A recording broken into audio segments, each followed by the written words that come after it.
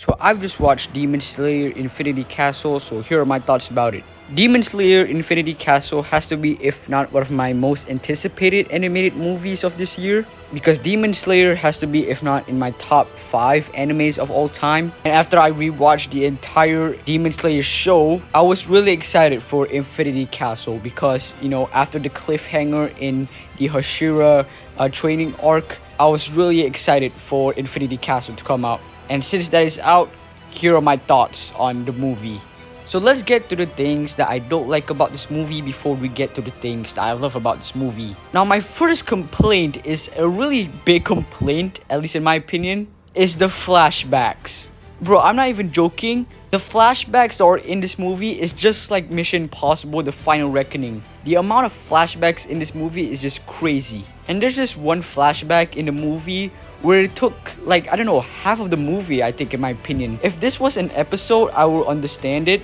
But this is a movie, for frick's sake. But don't get me wrong though, the flashbacks are really emotional in my opinion. Like, there was this guy right beside me who was crying at this one flashback. And I don't blame him because the flashback is really emotional. But only if they reduce the flashback, I think that will be 10 times better in my opinion. But at the end of the day, the flashback's actually worth it in my opinion because there's like a connection to it. But that's just gonna be it for the things that I don't like about this movie.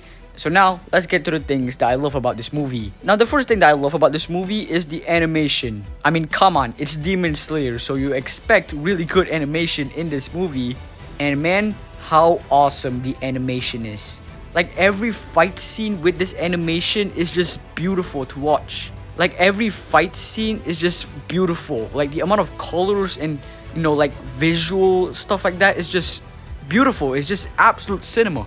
And speaking of fight scenes, the action in this movie is just top tier. And the final battle has to be, if not one of my favorite fight scenes in the entire movie in my opinion, because it's just so good.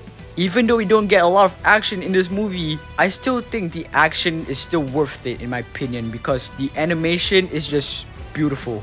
And the thing that I also love about this movie is the characters. There are a lot of characters in this movie that I actually do love, like Akaza, Tanjiro, and Zenitsu. Zenitsu went from a, you know, like a comedy guy to an actual serious like character in this movie.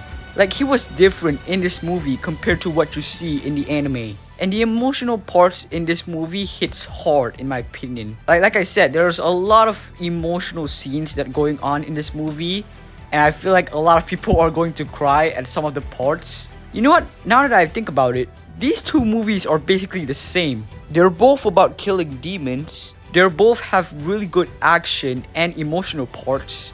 And both of these movies has also really good animation and also a banger soundtrack.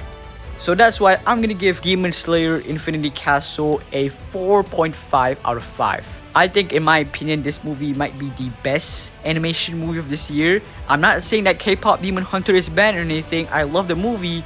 It's just that this movie is just the best animation movie of this year in my opinion because how good the animation is in this movie.